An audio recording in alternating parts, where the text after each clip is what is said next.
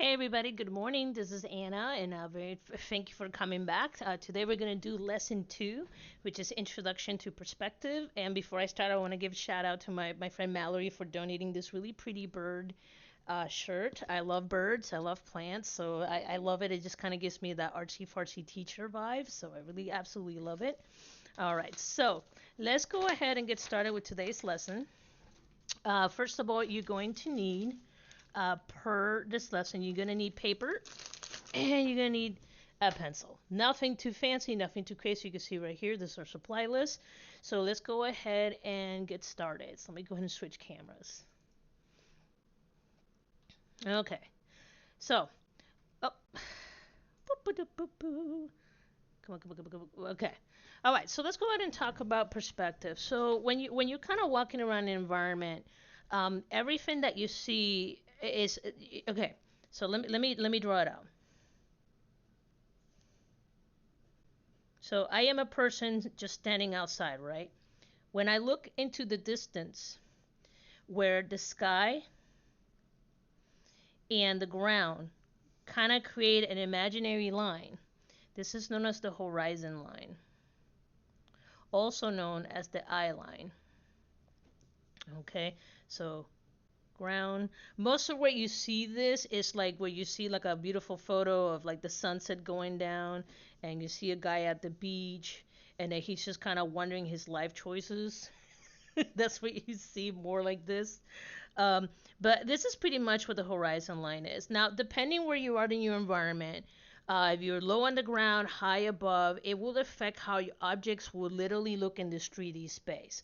All right, so let's go ahead and start breaking this down. By the way, perspective, if somebody goes to you professionally, go, hey, where's your geometric or linear perspective lines? This is what they mean. They're talking about perspective because it's also known as that as well. So I'm going to write this right here, geometric or linear perspective, if you want to be very bougie. Other people just simply call it perspective. Now, we just talked about the horizon line. So if I'm doing an example right here, this is one. This is the horizon line. Okay. All right, so that's part one. So anytime you're trying to draw any illustration perspective, always start with your horizon line. Figure out where that is. All right. Normally, step two, you want to figure out your vanishing points. Okay. So I'm gonna do vanishing points as two. And vanishing points is pretty much kind of like a point of reference. And technically, there's no real order to this. It's just that when you draw it in perspective, this is stuff that you normally set up. Okay, now you can have one, two, three. Freedom at one and two is the most commonly drawn. When you start getting 3 plus, it starts getting a lot nutty. So I suggest that when you start, just start with 1 and 2 point perspective, and when you feel more comfortable, push to 3. And if you're really feeling crazy, then go 4 plus or 3 plus. This gets very complicated and it requires a lot of deep thinking to do. Okay, so now we have our vanishing point. For the sake of this exercise, okay, I'm just going to do vanishing point, just one vanishing point alone. Okay, then you have what is known as perspective lines. Okay, so for this, I'm simply just going to draw a box.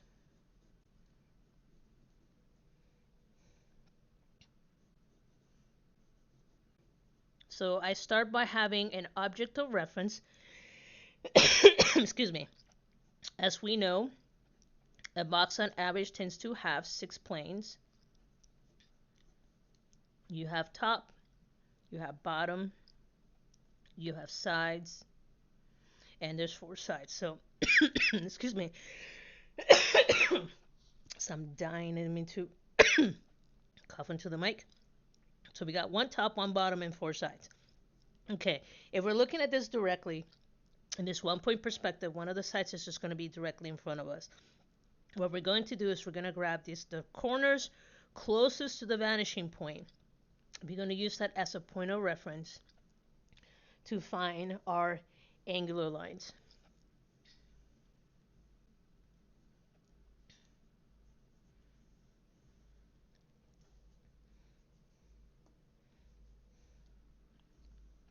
Okay, so when I'm doing this is step 3. This is 3 perspective lines. And this is me using the horizon line, a base reference item, and using the vanishing point and the closest point, I am trying to find that angle. So it's straight lines that are drawn at an angle to convey at a point on the horizon line. The perspective lines help to illustrate properly in perspective. It pretty much just helps you illustrate things properly in perspective. All right. So then we go to 4, angular line. So angular line is more like this. And I mean, you can look this up. This is pretty much how I've taught it for a hot minute. Okay, an angular line. So this right here, this is an actual angular line. And what this is if this object right here, if this is a box in 1-point perspective, the edge right here, this angle that is generated, that's being affected by the perspective line, this is what is known as the angular line of the object. So this gives me the information that this object is being affected by the vanishing point right here, and is kind of how do you say, I don't want to say steering towards it, but it kind of gives you the information that there is some volume, there is some depth to it, and that is actually being affected by a vanishing point. Now we can also do this, and we can do a 2-point perspective, and like I said, we'll walk through this a little bit later. Vanishing point A, vanishing point B. This is horizon line. I always try to label my stuff, especially if I'm doing complicated drawings. I have my point of reference, and again, we're going to use the cube. This is going to be my reference line, perspective line, perspective line, perspective line, perspective line. And then from here, I'm going to use that to find my angular lines.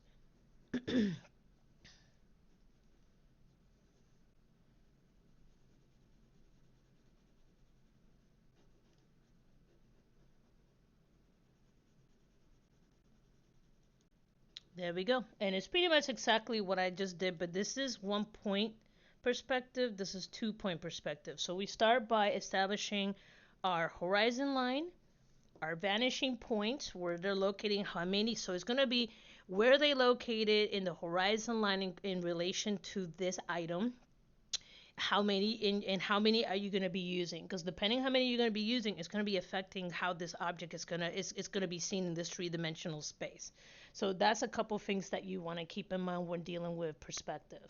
Now the next thing that I want to talk about is how the object is affected based on when you are standing, like where you're looking. Okay, and I'm going to give you guys the airplane and the dollar on the ground example. If I'm standing straight and I look up, I won't be able to see the side of the plane or the top of the plane. I'll be able to see the bottom of the plane. But then if I look down, that's pretty much on the ground. I'm going to be able to see, I don't know, the dollar, the coin, the box. I'm going to be able to see the top of that item. And let me illustrate it so I don't sound like a crazy person. Okay, so here's the horizon line. Here's my head. Let's pretend I got like crazy eyeballs. It looks like the guys from Repo. You ever played that game? It's really cute. Okay, so here's my eyes. Okay, here's the horizon line. This is that eye level.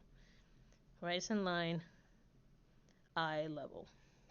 Okay, and I'm gonna use these vanishing points as my example. If I am looking at this box, again, we're still working with the box. Okay, if I'm looking at this item,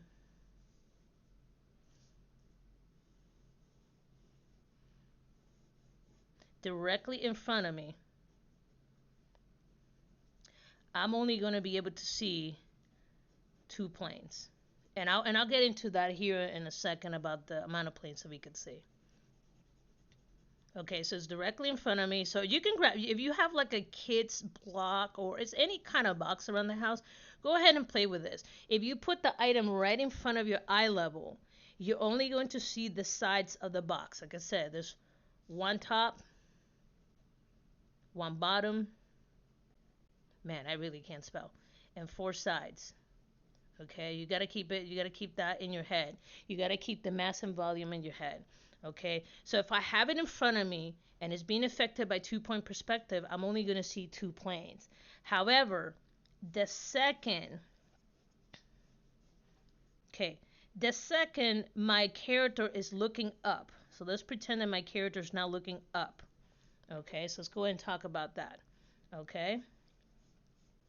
Me okay? Let's go ahead and redraw that box in 2-point perspective again.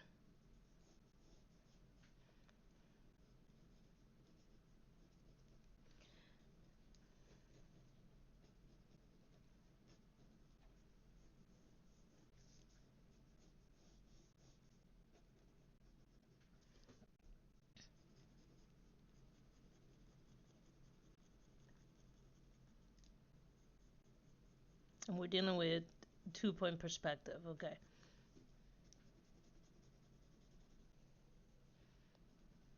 Sorry, I'm drawing while looking at the camera at the same time. It's just a little difficult sometimes. Just want to make sure that's streaming correctly. Okay, so when you look up, what happens is, based on your view, at this point the horizon line will be pushed down in relation to this item. So H horizon line is down, which means now we will see the two sides we saw before, but now we get exposed to a third side. Now we get to see the bottom of the object. This is why when you see like a helicopter or a plane flying by, when you look up, you see the belly of the plane, you see the bottom of the helicopter, you see the bottom of the bird. Okay, so you see the bottom of it because when you push it up, you're now being exposed to a new plane. In this case, would be the bottom of that object. Now, let's go ahead and repeat this. And again, I'm putting this in relation. So here's the horizon line, okay, in relation to the horizon line.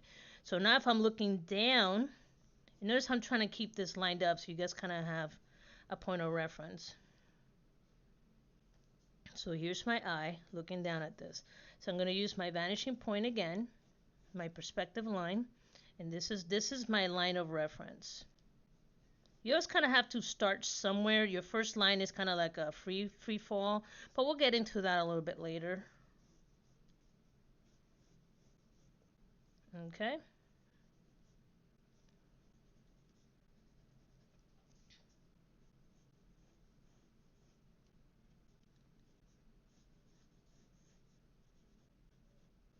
Seems complicated, but it really is not.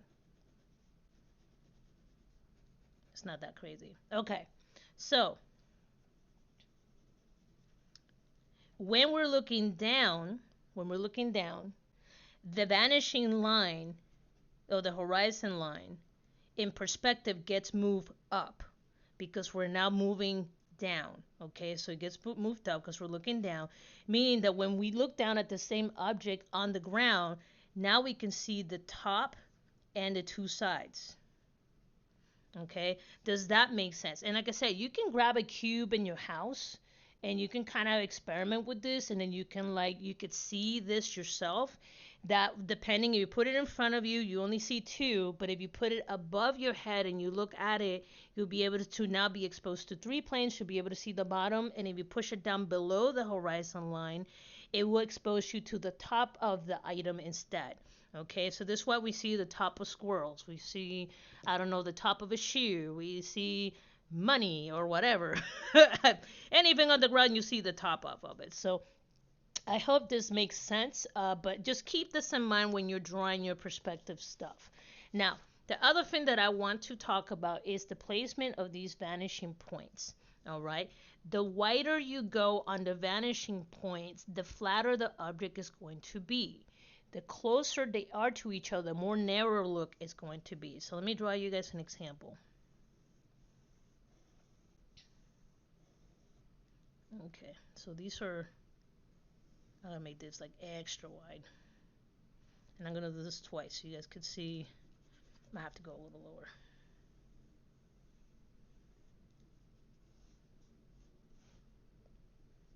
I'm gonna make these a little smaller. Alright, so this is gonna be wide, this is going to be closed. So A, B, A, B. Okay, so these are my vanishing. So I have my horizon line set. All right, then I got my vanishing points, VPs.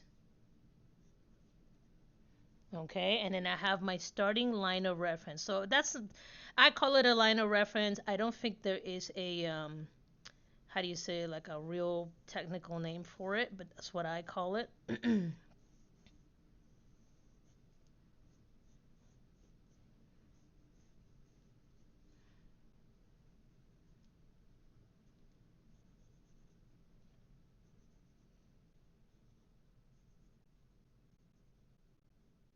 And again, this is based on personal observation, my training, life experience. I know someone's gonna hop on there. It's like, well, actually, and that's totally fine. There is no right or wrong way to do this.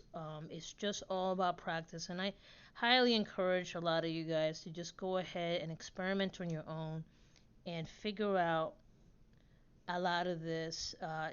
Again, practice is the key. There is no shortcut to drawing better. And if you say it's AI, get off my channel. Nothing wrong with AI. Nothing wrong with AI. I do use AI for my own personal work, um, especially since I have work on fast deadlines sometimes, just to kind of give me a starting point. But yeah, no, that's a whole other conversation. Okay, so right here we can see the bottom, but notice how it's a lot flatter, because these are really wide. Obviously, if I were to draw a normal size, so again, it just depends on the item you're drawing, but this should kind of give you an idea. Okay, and I'm gonna do that again. Mostly what I need is that reference line.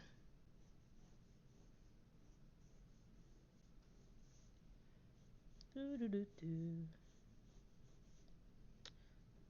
And normally when I'm drawing these, I tend to it's so I don't need to do this as much anymore because in my head I track this. I tend to draw little arrows so that way I know the direction that this is coming from, and allows me not to forget my vanishing points.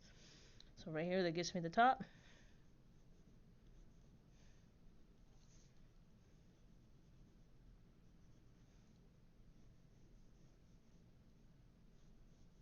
And we'll talk about how to find these planes. Like I said, we'll go through the exercise together.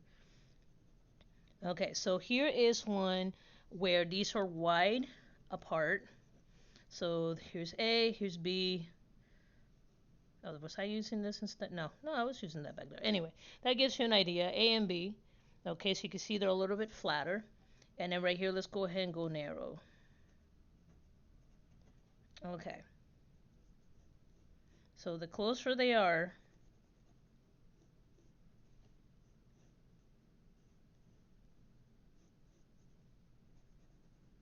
the narrower this will feel. And what are reasons for having a really narrow perspective? I don't see it very often. I do see it when you're dealing with like more than like 3 point perspective, which starts getting like really crazy. That's when I start seeing a lot of narrow corners and edges. Um,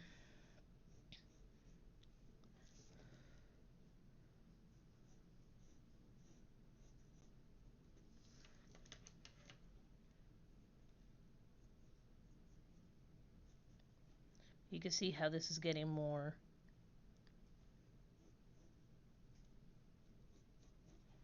extreme, more narrower. I don't know whatever word you want to use. Again, I'm just doing this for fun, just kind of sharing my knowledge. Could be right, could be wrong. This is just what I've learned throughout the years.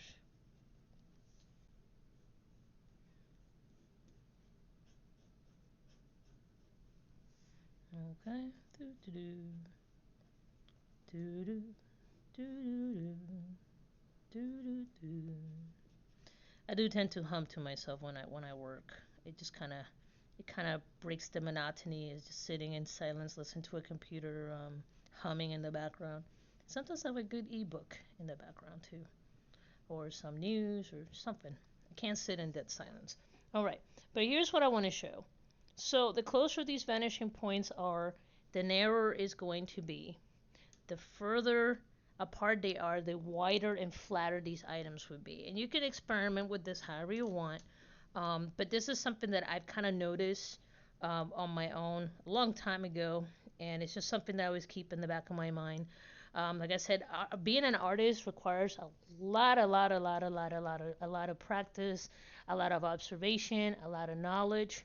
So yeah, it just takes it takes a lot. Okay, now I do want to share a really quick cheat sheet. Okay, so when you're dealing with, we'll just keep it to a box. Okay, let's stick with just the box. It's a very simple item and it's easy to replicate. All right, so we have 1 point, 2 point, 3 point. 1, 2, 3 point perspective, right? We got vertical, horizontal, and angular lines. Okay, so vertical,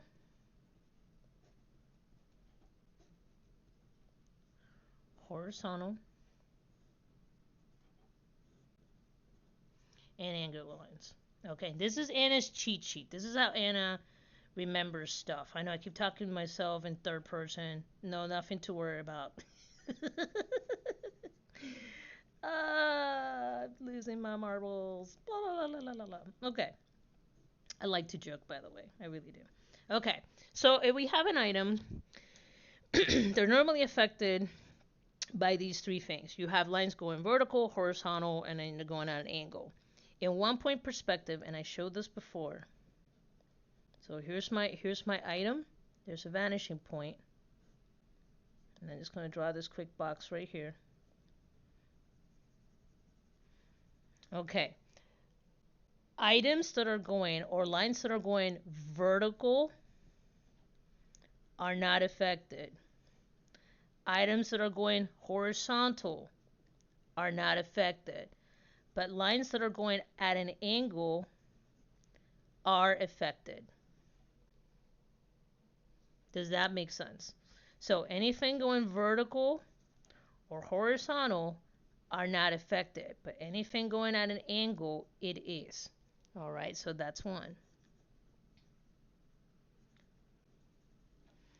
All right, let's go to two. Okay, 2 point perspective. This one's a little different. Okay, vanishing point again. I'm just kind of thumbnailing these out real quick to show you guys.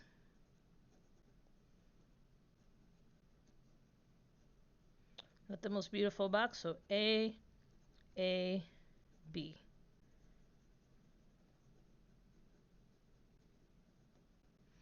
Okay, so anything going vertical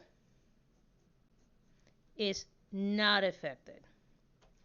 Anything going what was horizontal is now affected. And anything going at an angle is also affected because technically these merge into one. They're the same thing. So now anything going vertical, not affected, but anything going horizontal or an angle, it is. And again, this is just a cheat sheet. It doesn't make too much sense right now. But when we go to the next lesson, it will make a lot of sense. Okay? Cool beans, cool beans, cool beans. Okay, now let's go to 3 point perspective. And I know this is the first time I'm showing this. So we've got A, B, and C. And like I said, I'll walk you guys through this probably in the next video. I try to make these so they're like nice ingestible videos, so that way, like I said, you don't get bored to death.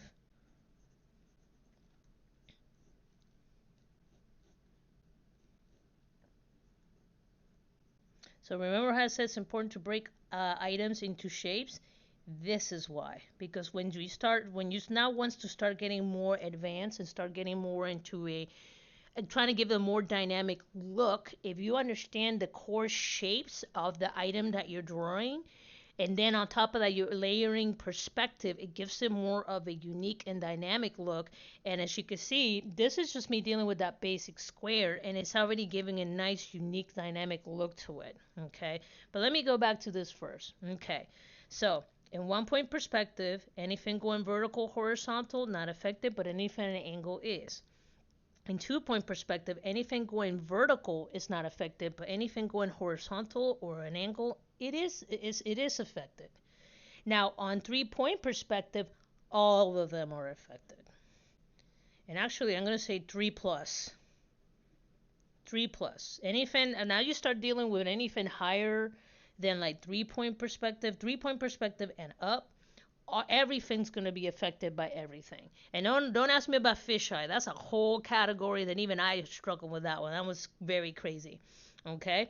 So, with that, I'm going to stop right here, and what I want you to do is I want you to just kind of go around your house or your apartment or outside, and then take a look around and see if you can kind of study your perspective.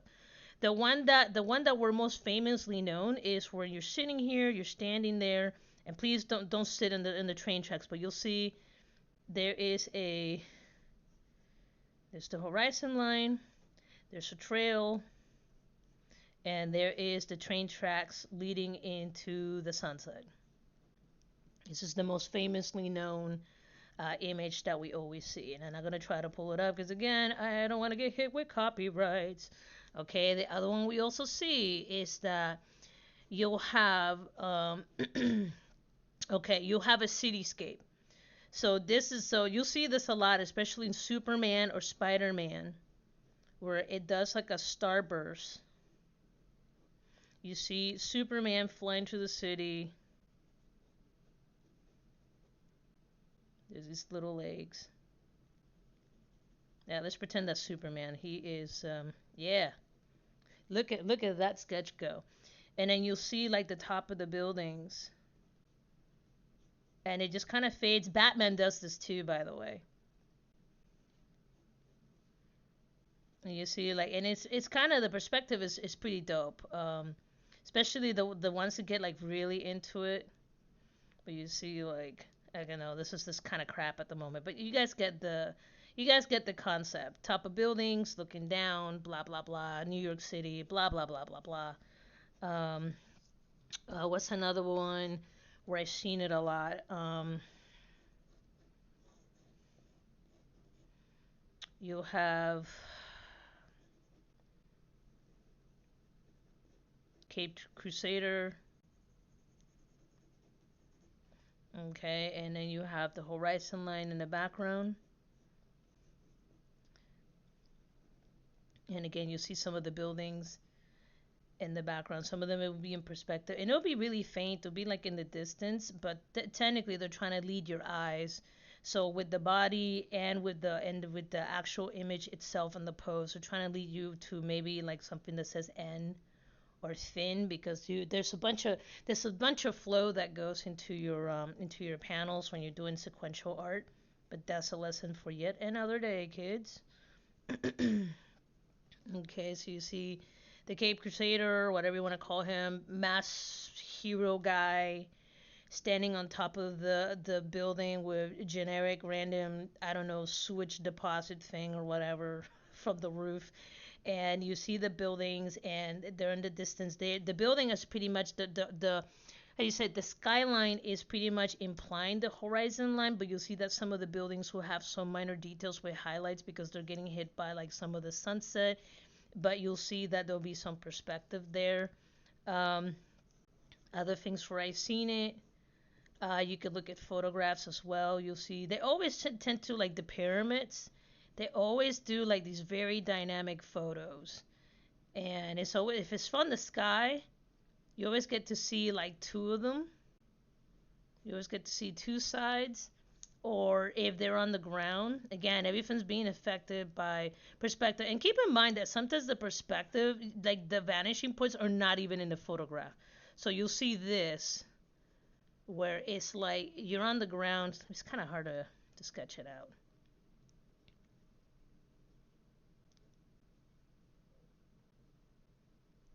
and it's like you see people down here. So it's technically someone looking up at the monument itself. That's what I meant to draw, but it didn't turn out too well. But you'll see like people like down looking up. And you see this in comics a lot. You'll see, I'm the next hero. I'll never live up to my hero's expectations.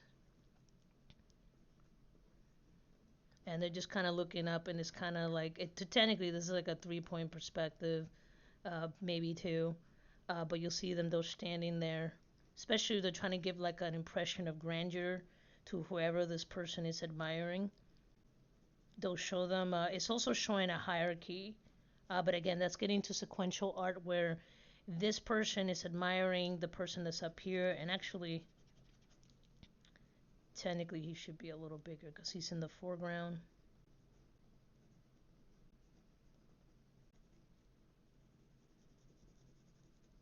So foreground, background.